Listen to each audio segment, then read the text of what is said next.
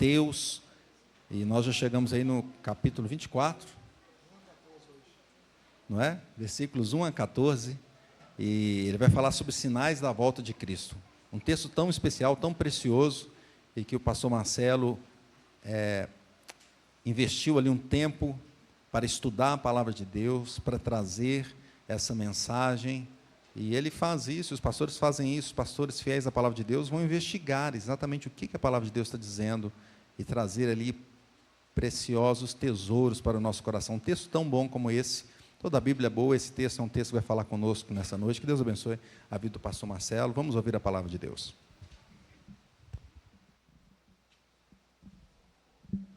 Irmãos, estamos então fazendo a exposição deste Evangelho do grande Rei, e nós estaremos abrindo a palavra do Senhor nesse texto para a nossa edificação, para o nosso crescimento espiritual. Abra a sua Bíblia nesse texto, no capítulo 24, de 1 a 14, para o nosso conhecimento da vontade de Deus para a nossa vida, sobre as últimas coisas. Esse capítulo é chamado também da doutrina das últimas coisas, escatologia, sobre a volta de Jesus ou os sinais de sua volta. Capítulo 24, de 1 a 14, convido os irmãos a se colocarem em pé para que possamos ler essa passagem. Nós teremos uma leitura alternada desse texto, você que está em casa também, que você possa acompanhar a leitura com fé e esperança. Diz assim o texto sagrado: tendo Jesus saído do templo, ia se retirando, quando se aproximaram dele os seus discípulos, para lhe mostrar as construções do templo. Ele, porém, lhes disse: não vedes tudo isto? Em verdade vos digo que não ficará aqui pedra sobre pedra que não seja derribada. No Monte das Oliveiras achava-se Jesus assentado, quando se aproximaram dele os discípulos em particular, e lhe pediram: dize-nos quando sucederão essas coisas, e que sinal haverá da tua vinda e da consumação do século? E ele lhes respondeu: vede que ninguém vos engane, porque virão muitos em meu nome dizendo: eu sou o Cristo, enganarão a muitos. E certamente ouvireis falar de guerras e rumores de guerras. Vede, não vos assusteis, porque é necessário assim acontecer, mas ainda não é o fim. Porquanto se levantará nação contra nação, reino contra reino, e haverá fomes e terremotos em vários lugares. Porém, tudo isso é o princípio das dores. Então, sereis atribulados e vos matarão, sereis odiados de todas as nações por causa do meu nome. Nesse tempo, muitos hão de se escandalizar, trair e odiar uns aos outros. Levantar-se-ão muitos falsos profetas e enganarão a muitos. E por se multiplicar a iniquidade, o amor se esfriará de quase todos. Aquele, porém, que perseverar até o fim, esse será salvo. E será pregado este evangelho do reino por todo o mundo, para testemunha a todas as nações, então virá o fim. Oremos. Pai querido, que o Senhor possa falar ao nosso coração, que o Senhor possa nos iluminar para que possamos entender a Tua palavra, que o Senhor possa, ó Deus, desvendar os nossos olhos para que contemplemos as maravilhas da Tua lei, e que a Tua palavra possa nos santificar, nos despertar, ó Deus, sobre os sinais, ó Deus, da vinda do Filho do Homem, da vinda de Jesus, do seu retorno final, na sua segunda vinda, para a consumação do século. Ó Deus, toca na nossa vida, nós queremos aprender mais e mais de Ti, e que o Senhor possa tocar na nossa vida, para que sejamos edificados, santificados, transformados, resgatados, despertados, avivados, por meio da Tua palavra, no nome de Jesus, para a glória de Jesus, agora e sempre, amém. Podeis assentar. Negar a volta de Jesus é negar a própria Bíblia. Nós temos mais de 2.000 citações na Bíblia sobre a sua volta, a volta de Jesus. Só no Novo Testamento são 318 referências a esse grande evento da volta de Jesus. No entanto, independente da fé na promessa Jesus voltará para cumprir a sua palavra, porque Deus não é homem para que minta, e nem filho do homem para que se arrependa, tendo ele prometido, ele cumprirá. E o que nós estamos aguardando é a volta do Senhor Jesus. As profecias se cumpriram, estão se cumprindo, e o que falta ainda é sobre a volta de Jesus. Deus sempre cumpre as suas promessas. Por outro lado, meus irmãos, ninguém deve marcar datas para a volta de Jesus. Muitos já marcaram e se frustraram. Por exemplo, William Miller, o fundador da Igreja Adventista do Sétimo Dia, disse que o mundo acabaria no dia 21 de março de 1843, e Jesus não voltou. E eles então refizeram a conta, falaram, não, fizemos a conta errada, é no próximo ano, vai ser no dia 21 de março de 1844. Então eles subiram no monte, 30 mil pessoas, para aguardar a volta de Jesus naquele dia, no dia 21 de março de 1844, Jesus não voltou, e quase mataram então William Miller, mas ele falou, não, olha, Jesus não voltou, mas breve ele voltará. Isso Jesus disse. As testemunhas de Jeová também, que são uma seita, eles esperavam pelo fim do mundo em 1914, desde a sua fundação. Eles foram fundados em 1870 por Charles Russell. Contudo, Jesus não voltou na data marcada por eles. Entretanto, o próprio Jesus diz o seguinte, mas a respeito daquele dia e hora ninguém sabe, nem o Filho, nem os anjos, somente o Pai. É da economia do Pai marcar esta data, mas nós não sabemos, é um mistério para nós, é um segredo ainda não revelado, mas a certeza que nós temos é que Cristo voltará para buscar a sua igreja.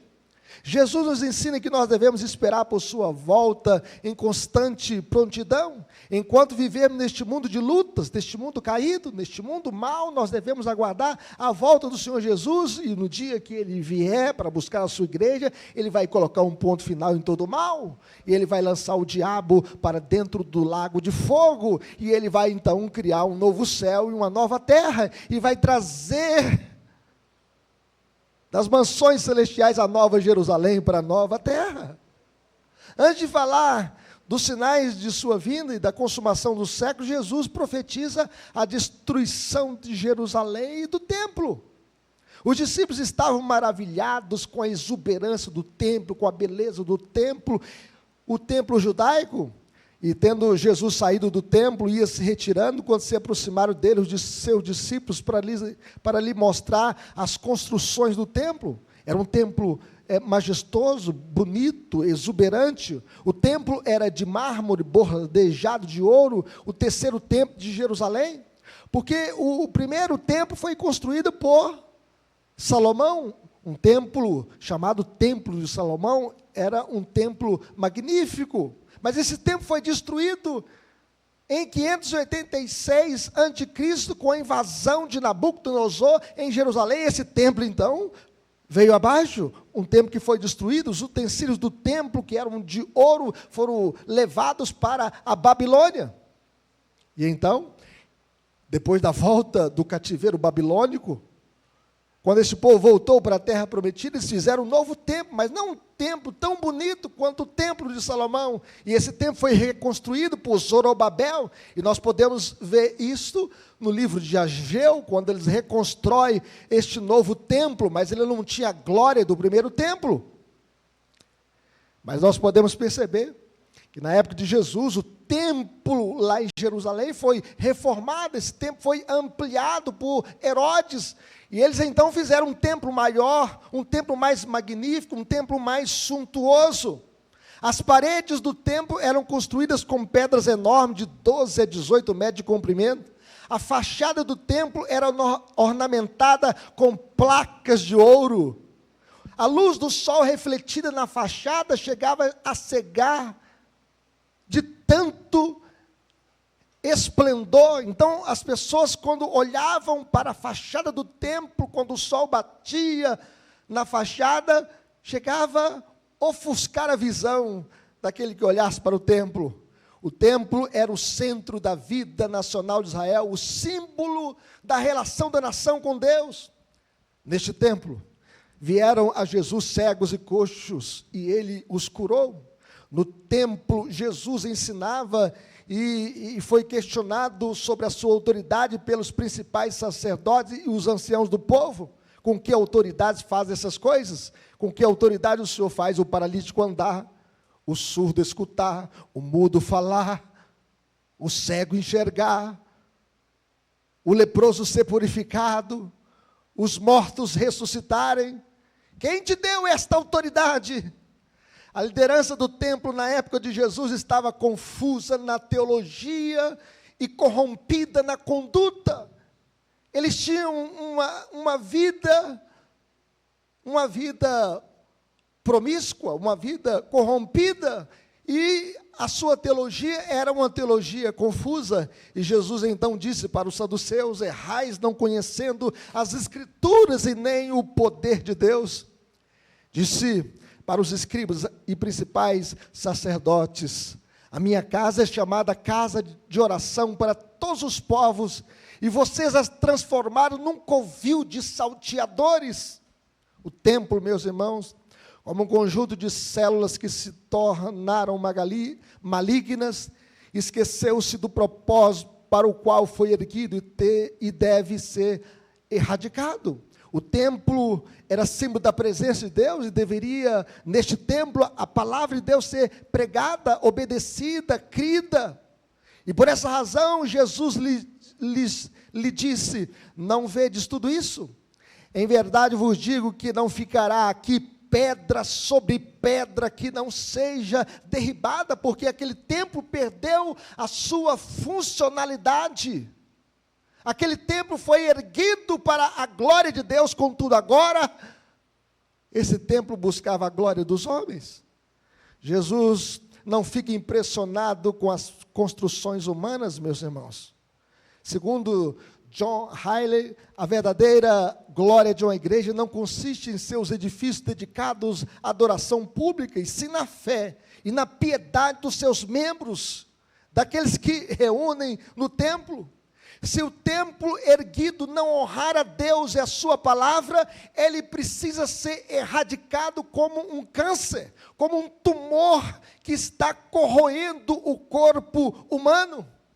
E essa profecia de Jesus sobre a destruição do templo se cumpriu no ano 70 depois de Cristo, quando Jerusalém foi invadida e destruída por Tito, o grande imperador romano. E este homem entrou em Jerusalém sem piedade e destruiu o templo, destruiu as casas, não respeitou os idosos, não respeitou as mulheres, nem os jovens, nem as crianças, e eles então foram mortos. Quando Tito cercou Jerusalém por 5 meses, eles deveriam ter fugido para os montes. No entanto, eles se refugiaram dentro da cidade, pensando estarem seguros, pensando: olha, nós estamos seguros aqui nessa cidade. Contudo, Tito cercou a cidade, cortou o jeito da cidade de receber suprimento, não entrava alimentos na cidade. Os muros cercavam Jerusalém, e ele então cortou a entrada de água na cidade. E muitos morreram de fome e de sede. Algumas mães, no desespero, na fome, comeram seus próprios filhos para matar a fome. E quando chegaram os romanos às casas para saqueá-las, encontraram nelas famílias inteiras de mortos e as habitações superiores cheias de cadáveres. Paralisaram-se pelo horror do espetáculo e foram embora de mãos vazias, sem ter tocado em nada. Flávio Josefo, um grande historiador judeu, ele registra que 97 mil pessoas foram capturadas e convertidas em escravos. No entanto, nós podemos ver ainda que nesta tragédia da invasão do imperador Tito morreram 1.100.000 pessoas, morreram pela fome ou pela espada do exército de Tito. E esse julgamento da nação judaica, meus irmãos, era um tipo, uma sombra da consumação dos séculos. A destruição de Jerusalém ocorreu 40 anos depois de Cristo ter dito essas palavras. Jesus disse que não ficaria pedra sobre pedra naquele templo. E após falar sobre a destruição de Jerusalém, os discípulos perguntaram a Jesus: quando isso se daria? E que sinais haveria de sua vinda? O texto mostra agora Jesus no Monte das Oliveiras. E Jesus está ali no Monte das Oliveiras, e achava-se assentado, e quando se aproximaram dele, os discípulos, 12 discípulos, cercaram Cristo, e em particular lhe pediram: dize-nos quando sucederão essas coisas, e que sinal haverá da tua vinda e da consumação dos séculos? Quando isso vai acontecer? Quando esse templo vai vir abaixo? Quando pedra sobre pedra não vai ficar nesta casa, nesta construção? E que sinal haverá da tua vinda e da consumação do século, do fim do mundo? A destruição do templo aconteceu no ano 70 depois de Cristo. A destruição do templo era símbolo do que vai acontecer na segunda vinda. Aquilo ali era apenas uma prévia do que vai acontecer no fim do mundo, quando ele vier. No entanto, na sequência do texto, Jesus vai mostrar os sinais da sua segunda vinda. A grande ideia dessa passagem, meus irmãos, é sobre os sinais que precedem a segunda vinda de Jesus. Vamos a isso? Os sinais que precedem a segunda vinda de Jesus. E o primeiro sinal que nós podemos ver aqui são sinais que indicam oposição a Deus, o engano religioso. E ele lhes respondeu: vede que ninguém vos engane, porque virão muitos em meu nome, dizendo eu sou Cristo, e enganarão a muitos. Aqui no Brasil mesmo tem um Cristo, chamado Henrique Cristi. E ele, quando se apresenta na televisão, diz: meu pai, não fala assim? O pai. Aquilo é um falso Cristo. É significativo, meus irmãos, que o primeiro sinal que Cristo apontou para a sua segunda vinda tenha sido o surgimento de falsos mestres, messias, profetas, falsos cristãos, falsos ministros, falsos irmãos, pregando e promovendo um falso evangelho nos últimos dias. Ninguém vos engane. Cristo declarou que um falso cristianismo vai marcar os últimos dias. E nós estamos vendo o ressurgimento do antigo gnosticismo, de um novo evangelho, de um outro evangelho, de um falso evangelho, de gente que nega o Antigo Testamento, nega parte do Novo Testamento, de gente que diz que a Bíblia precisa ser atualizada. Mas não é a Bíblia que precisa ser atualizada, nós é que precisamos ser atualizados pela palavra de Deus. Vivemos hoje a explosão da falsa religião. O islamismo com mais de 1 bilhão de seguidores, dizendo Alá é Deus e Maomé o seu profeta, seguindo uma falsa religião, uma falsa revelação. O catolicismo romano também, que tem mais de 1 bilhão de seguidores, dizendo que Maria é mãe de Deus, rogai por nós pecadores. Mas a Bíblia diz que há um só caminho para Deus, e o próprio Jesus diz: eu sou o caminho, a verdade e a vida. As grandes religiões, meus irmãos orientais, mantêm milhões de pessoas num berço de cegueira espiritual. Muitas igrejas históricas se renderam ao liberalismo, igrejas que abandonaram a fé, que abandonaram a palavra de Deus, dizendo que a Bíblia não é mais a palavra de Deus, que a Bíblia é uma coxa de retalhos, negando a revelação bíblica. E os desvios teológicos são graves: liberalismo, misticismo, sincretismo. E nós podemos ver também a perseguição religiosa. O verso 9 fala assim, que você possa colocar aí na tela aí para mim, Daniel, diz o seguinte: então sereis o quê? Atribulados, e vos matarão, sereis odiados de todas as nações, por causa do meu nome. Jesus estava dizendo para Pedro, estava dizendo também para Tomé, estava dizendo para Tiago, estava dizendo para o colégio apostólico. E dos 12 apóstolos, 11 morreram por causa da sua fé. Pedro, a história registra que ele foi crucificado de cabeça para baixo. Tiago foi passado ao fio da espada. Tomé foi flechado numa tribo, né, por essa tribo, ele foi flechado quando estava orando. Os apóstolos foram açoitados perante o sinédrio. Atos capítulo 5 diz que, chamando os apóstolos, açoitaram-nos e ordenando-lhes que não falassem em nome de Jesus, os soltaram. O propósito principal de comparecer perante o tribunal, meus irmãos, não era a defesa pessoal deles, mas é o testemunho da fé em Cristo. É o que Paulo fez diante de Félix, Festo e Agripa. Nós podemos ver que Atos dos Apóstolos é o livro da história da igreja nos seus 30 primeiros anos. E nós podemos ver ali Paulo, como um nascido fora de tempo, aquele que era um perseguidor da igreja, aquele que consentiu na morte de Estevão e que se converteu no caminho de Damasco, se tornou um grande pregador do evangelho, o maior fundador de igreja de todos os tempos, e foi perseguido pelos seus. Agripa disse a Paulo: por pouco me persuades a me fazer cristão. Os crentes, meus irmãos, sofrerão oposição e serão rejeitados e perseguidos. Nós temos o Estado Islâmico que persegue os cristãos. Nós temos islamismo em muitas nações perseguindo os cristãos. No Oriente Médio, nós temos um missionário no nosso presbitério que está na Malásia, pregando o evangelho para os muçulmanos e está se preparando para ir para o Paquistão. A perseguição e ódio não virão somente de pessoas de fora, mas também de dentro da própria família. Veja o que diz o verso 10 e 11, vamos ler?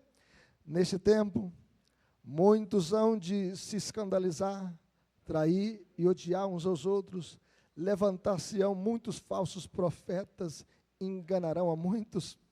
Muitos supostos cristãos vão se desertar.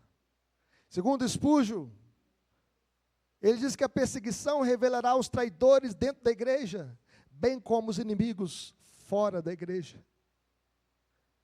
Em vez de permanecerem firmes na fé, se afastarão da verdade, trairão seus irmãos crentes e demonstrarão ódio e não amor aos irmãos. No entanto, meus irmãos, os verdadeiros cristãos vão perseverar até o fim, pelo poder do Espírito Santo. É a perseverança dos santos, ou a perseverança do Senhor nos santos, porque aquele que começou a boa obra em vós, há de completá-la até o dia de Cristo Jesus. O Senhor Jesus não chamou a sua igreja para a derrota, mas chamou para a vitória, porque Ele diz: edificarei a minha igreja, e as portas do inferno não prevalecerão contra ela. O apóstolo Paulo diz que nós somos mais do que vencedores por meio daquele que nos amou, de sorte que nem morte, nem vida, nem principados, nem altura, nem profundidade, nem qualquer outra criatura poderá separar-nos do amor de Deus que está em Cristo Jesus, o nosso Senhor. Nesse mar de apostasia, meus irmãos, há uma ilha de perseverança. Aquele, porém, que perseverar até o fim, esse será salvo. Como eu demonstro que eu sou um eleito de Deus, um escolhido de Deus, na minha perseverança. Porque Jesus não te chamou para desistir, Jesus te chamou para caminhar com Ele até o final. A perseguição religiosa, meus irmãos, tem estado presente em toda a história da igreja. Os judaizantes, os romanos, a intolerância romana, os governos totalitários, o nazismo, o comunismo, o islamismo, as religiões extremistas. Dietrich Bonhoeffer enfrentou o nazismo na Alemanha, enfrentou Hitler, e ele era um pastor que tinha uma formação reformada, e ele enfrentou o nazismo e morreu por ter enfrentado Hitler. No século XX, nós tivemos o maior número de mártires da história. A igreja passará, meus irmãos, pela grande tribulação. Muitos que têm uma teologia equivocada sobre o fim, né, que é o pré-milenismo dispensacionalista, diz que a igreja não vai passar pela grande tribulação. Como assim? Se os discípulos enfrentaram a morte, enfrentaram os leões, enfrentaram as arenas, enfrentaram a perseguição, e João ficou preso na ilha de Patmos por causa da fé e da perseverança em Cristo Jesus. Nós devemos nos lembrar, meus irmãos, que Deus não nos livra da tribulação, mas na tribulação. Deus não livrou Israel do deserto, mas livrou no deserto. Deus não livrou Daniel da cova dos leões, mas livrou na cova dos leões. Deus não livrou Sadraque, Mesaque e Abednego da fornalha acesa, mas Deus os livrou na fornalha acesa. No meio da grande tribulação, Deus vai continuar sustentando o seu povo na caminhada da vida até o final. Porque Ele diz, eis que estou convosco todos os dias, até a consumação dos séculos. Mas esse texto também mostra a depravação moral. Veja o que diz o verso 12, vamos ler comigo? E por se multiplicar a iniquidade, o amor se esfriará de quase todos. O mundo, meus irmãos, está sem referência, sem padrão. O mundo está perdido, caído e sem norte ético. O certo é considerado errado, o errado é certo. As pessoas hoje não buscam mais uma verdade absoluta, porque ele diz, não existe verdade absoluta, cada um tem a sua própria verdade. E as pessoas então não têm um critério, não têm um padrão de revelação, porque abandonaram a palavra de Deus, que é o nosso padrão. Nós testemunhamos a desintegração da família, como a família está sendo atacada, por todos os lados, por todos os movimentos, por todas as ideologias, a falência das instituições, o colapso dos valores morais, a infidelidade conjugal que é alarmante e galopante, a homossexualidade é aplaudida. E quem rejeita esse comportamento, esta conduta, é chamado de preconceituoso, de quadrado. Mas a palavra de Deus não aprova tal comportamento. A pornografia tornou uma indústria poderosa. As pessoas ganham com a pornografia bilhões e bilhões de dólares. E quantas pessoas escravas da pornografia, nas redes sociais, no seu celular, no seu computador. O narcotráfico afunda a juventude no pântano das drogas.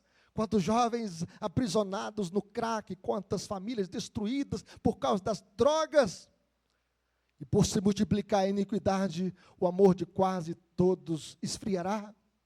Quantas pessoas perdendo a sua vida por causa de um celular, e as pessoas nem pedem mais o celular, já vão tirando na cabeça, e depois que abate a sua vítima, ele vai lá e recolhe o celular, como nós vimos em São Paulo, um homem que é aqui de Belo Horizonte, perdeu a sua vida por causa do seu celular.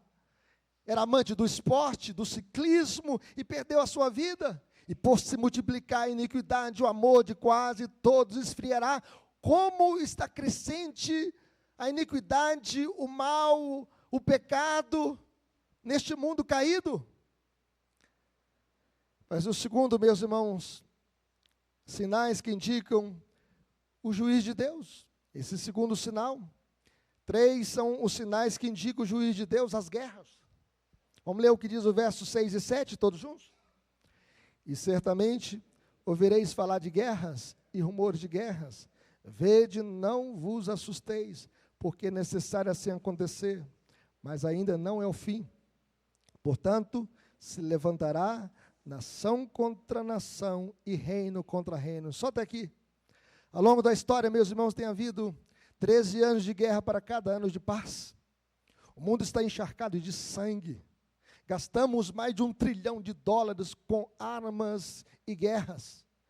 Poderíamos resolver o problema da fome com esse $1 trilhão, do saneamento básico, da saúde pública, da moradia do terceiro mundo sem dinheiro. O século XX foi batizado como o século da guerra. Tivemos 2 guerras mundiais. A Primeira Guerra Mundial em 1914 a 1918. 30 milhões de pessoas abatidas, 30 milhões de vidas mortas na Primeira Guerra. Tivemos também a Segunda Guerra Mundial, quando todos achavam que teríamos um longo período de paz, sem guerra, e aí nós tivemos a Segunda Guerra Mundial, de 1939 a 1945, 60 milhões de pessoas foram ceifadas, só de judeus 6 milhões de pessoas, por causa do nazismo.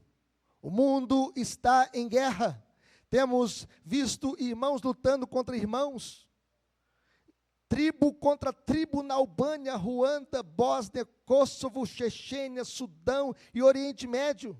São guerras tribais na África. guerras étnicas na Europa e Ásia, guerras religiosas na Europa. A cada guerra, nós levantamos um monumento da paz para mostrar o desejo que o coração humano tem de paz. E levantamos esse monumento para começar uma outra encarniçada batalha. Não haverá, meus irmãos, paz universal enquanto o príncipe da paz não voltar. Quando temos uma tragédia, as pessoas soltam uma pomba, símbolo da paz. Mas este mundo está em guerra. E nós podemos ver esta guerra que tem mais de 2 anos entre a Ucrânia e a Rússia. Acordos que ainda não se fecharam para trazer uma pacificação entre essas duas nações. A guerra de Israel contra o Hamas que entrou ali em Israel matando mais de 1.000 pessoas, sem piedade, metralhando, estuprando e zombando das suas vítimas. E a guerra também que acontece nas grandes favelas, nos grandes centros. Quanta guerra! A guerra também que se estabelece no coração de muitas famílias. Quantas famílias sem paz? Quantas famílias lutando uns contra os outros? Mas Jesus também fala das fomes. Jesus diz que haverá fomes, e a fome hoje mata mais do que a guerra. 100.000 pessoas morrem cada dia por causa da fome no mundo. E é só andar no centro da cidade, nas periferias. Quantas pessoas, às vezes, comendo ali do lixo. Quantas pessoas passando fome. Só na Somália, África, morre por dia 300 crianças de fome, e já são 640.000 crianças subnutridas no país. A fome alcança quase 50% da população do mundo. A fome é um retrato vergonhoso da perversa distribuição de renda. Os terremotos, e terremotos em vários lugares, porém, tudo isso é o princípio das dores. Nós já tivemos alguns terremotos de pequena escala no Brasil. O mundo está sendo abalado por terremotos em vários lugares. Por exemplo, em 1960, o Chile foi abalado por um grande terremoto que matou mais de 1.700 pessoas nas cidades. E novamente em 2010 foi abalado por outro terremoto que matou 525 pessoas. Em 1985, no México, um grande terremoto abalou a sua capital, ceifando mais de 35.000 pessoas. E em 2004, abalos sísmicos no Oceano Índico, que vitimou mais de 150.000 pessoas na Indonésia, Tailândia, Sri Lanka e Índia. O tsunami na Ásia, que virou até filme. Quem já assistiu esse filme? Né? Desse filme que mostra a morte de muitas pessoas por causa desse terremoto que causou uma onda gigante e que ceifou milhares de pessoas. Por fim, um terremoto no Japão em 2011 que deixou mais de 15.000 mortos. Enfim, a natureza está gemendo, aguardando a revelação dos filhos de Deus. A própria criação será redimida deste cativeiro da corrupção. A natureza está gemendo, diz a Bíblia, aguardando o fim de todas as coisas na volta de Jesus. Em terceiro lugar, meus irmãos, nós podemos ver o sinal que mostra a graça de Deus. No meio de tudo isso que eu falei, de guerras e rumor de guerras, de fomes, de epidemias, de mortandades, de terremotos, nós podemos ver que existe uma graça, a graça de Deus sendo manifestada através da pregação do Evangelho. Veja o que diz o verso 14, todos juntos. E será pregado este Evangelho do reino por todo o mundo, para testemunha a todas as nações, então virá o fim. O que deve ser pregado? O Evangelho. O Evangelho é a boa notícia. É a boa notícia da salvação, porque pela graça sois salvos mediante a fé. Isso não vem de vós, é dom de Deus.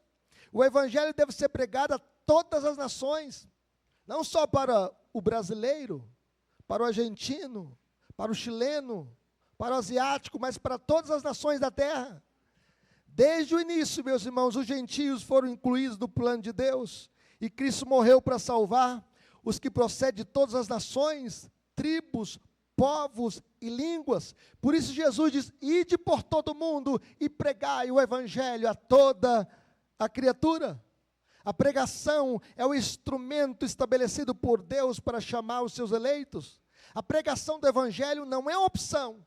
Não é uma opção da igreja. Quando a igreja deixa de evangelizar, ela deixa de ser igreja de Jesus. Ela pode ser um clube cristão, um clube evangélico, mas não a igreja de Jesus, porque a igreja existe para pregar o evangelho, porque não existe salvação fora de Cristo.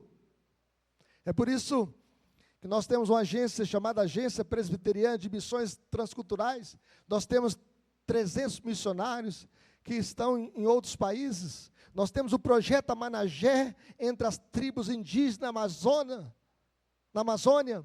Nós temos também missionários no Brasil plantando igrejas em outros lugares, porque a igreja existe para pregar o evangelho da graça de Deus. A igreja deve esperar e apressar a vinda do dia de Deus com a pregação do evangelho. Hoje, os meios de comunicação de massa têm acelerado o cumprimento dessa profecia, pela televisão, pela rádio, pelas redes sociais. Missionários têm se levantado, Bíblias têm sido traduzidas, como no projeto lá do nosso irmão Ronaldo Lidório, que ficou 6 anos numa região chamada Concombas, na África, e ele chegou naquela tribo, não tinha uma língua escrita, ele fez uma gramática, e ele então traduziu o Novo Testamento para a língua daquele povo, e hoje nós temos um Novo Testamento na língua Concombas. Podemos apressar o dia da vinda de Cristo com a pregação do Evangelho, e nós devemos levar essa mensagem, porque isso é sinal da graça de Deus, mesmo neste mundo caído, neste mundo que existe fomes, terremotos, guerras e rumores de guerras, o evangelho está sendo pregado para alcançar os eleitos de Deus, porque aprove a Deus salvar os que creem pela loucura da pregação do evangelho de Cristo. Aplicações para a nossa vida, meus irmãos. Como viveremos? Como eu devo viver a vida neste mundo, onde nós temos os sinais da volta de Jesus? Em primeiro lugar, anunciando o Evangelho de Cristo. A tarefa principal da igreja é testemunhar a todas as nações, mesmo em meio às perseguições, andando pelas ruas do bairro de Lindéia, andando pelas ruas em Belo Horizonte, nas praças, nos bairros, nas outras cidades em redor, na plantação de igrejas, no sustento de missionários, porque missões se faz com os pés dos que vão, com os joelhos dos que ficam e com as mãos daqueles que contribuem.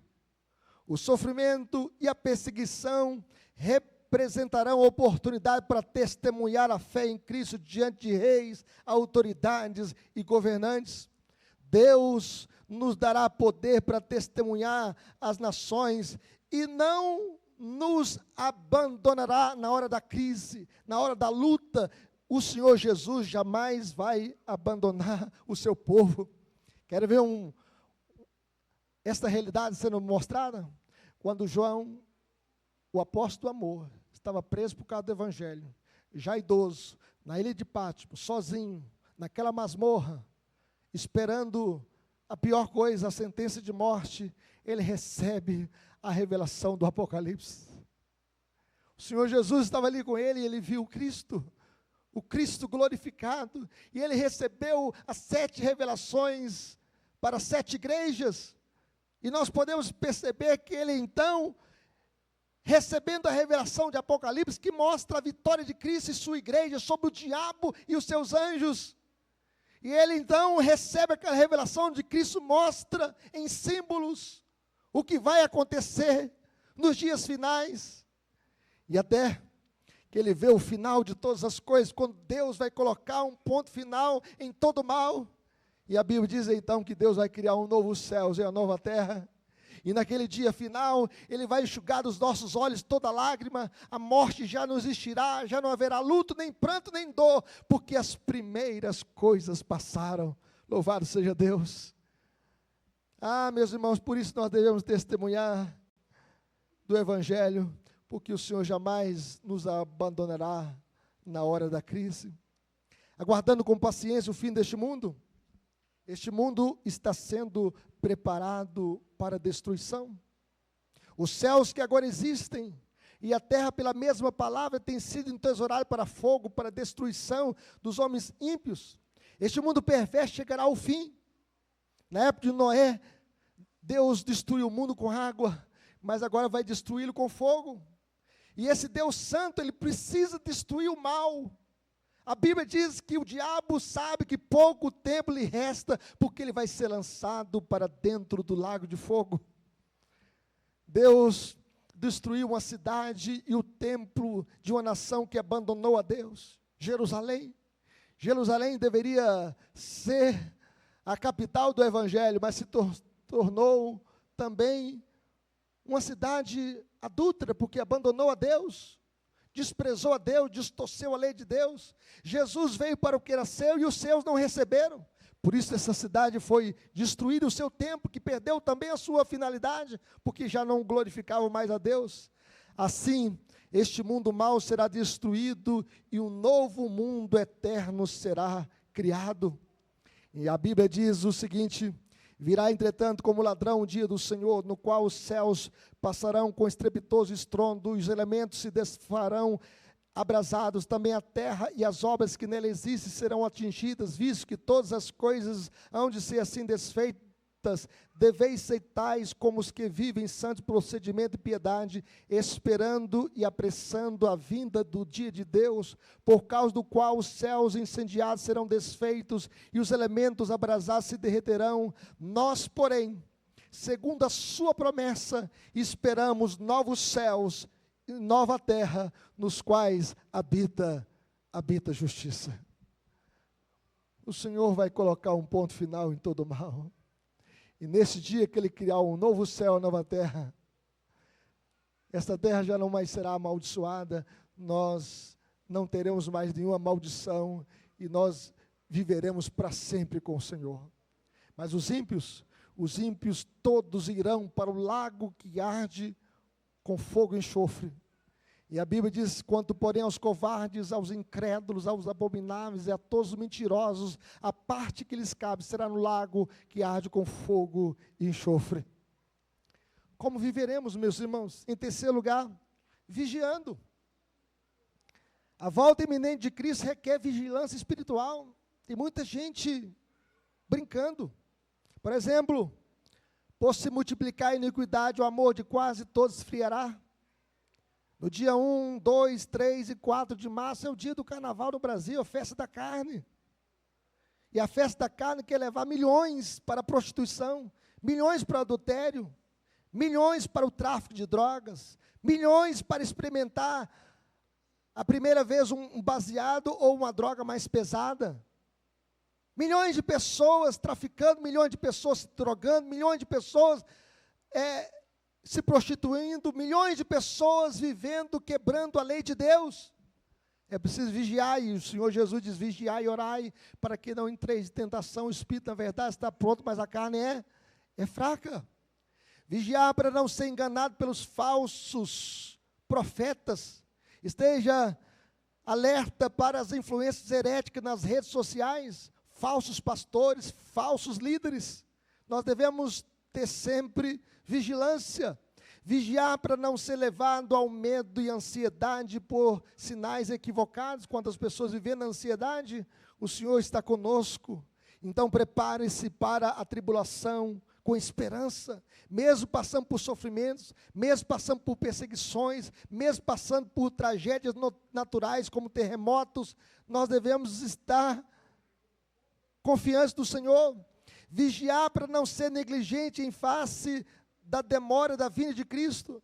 Existem muitas pessoas que dizem o seguinte: olha, tem 2000 anos que eu estou ouvindo essa história e Jesus não voltou, mas Ele voltará, Ele cumpre as suas promessas, a palavra de Deus tem se cumprido. Então cultive relações saudáveis na comunidade cristã, porque aquele que perseverar até o fim, esse será salvo. Leia a sua Bíblia, leia a palavra de Deus, ore sem cessar, vigiar, qualquer que seja o momento, se à tarde, se à meia-noite, se ao cantar do galo, se pela manhã, para que, vindo Ele inesperadamente, não vos ache dormindo. O que, porém, vos digo a todos: vigiai, disse Jesus. Que Deus nos abençoe. Eu não sei como você entrou aqui nesse templo nesta noite, mas eu quero desafiar você a viver sempre perseverando na sua fé, até o final, e pregando o evangelho, até que Jesus volte para buscar a sua igreja. Amém? Vamos colocar em pé?